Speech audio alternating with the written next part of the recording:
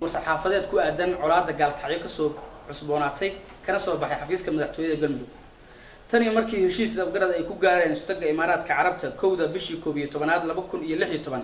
madaxda dawlad goboleedyada Galmudug iyo Puntland lagu heshiiyay qodobo 5 ah Galmudug waxay ku jirtay diyaar garowga ku aadan sidii loo hirgelin lahaa heshiiskaas oo ay ugu horeysay xabad joojin dawlad goboleedka Galmudug waxay diyaarisay guddigii hirgelin lahaa xabad joojinta magaalada Gaalkacyo waxaana muddo 3 maalmood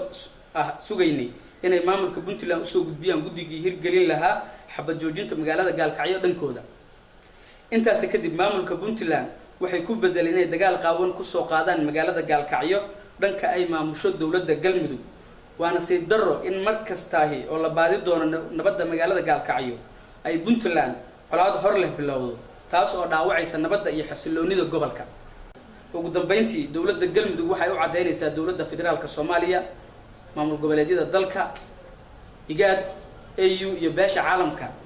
in markastaahi oo heshiis laga gaaro sida 15 December 2015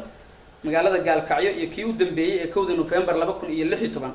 lagu gaaray Imaaraadka Carabta ay Puntland jabishay heshiisyadaasi sidaas darteed waxaan cadeynaynaa in Puntland mas'uul ka tahay dagaalka mar kale ka soo cusboonaaday magaalada Gaalkacyo ee gobolka Mudug waxaan leenahay walaalaheen Puntland dagaalkaas ha joojiyeen nabadaas ha xajiyeen oo ku fariisteen annaga dhinacayagana sidaasaan ku talagelaynaa waxaan idin soo jeedaynaa walaalayaalo dagaal iyo gurmad iyo waaware iyo ciidan dhur markaan ka bacdi ma wanaagsana haddii anaga waa yaabana waa isweydiinay war waxa kale hadda Puntland u dhaxayaan oo siyaasad ayaga dhexdooda ka jirta ay yihiin annaga iyo Galmudug iyo Puntland ayaa la isku baabi'in dadka shacabka ee deegaanka degan ee nabadda u baahan yaa lagu barakacin aqal ma noqonayso cid la riixayo oo laga qaadayo meesha ay joogtaan ma jirto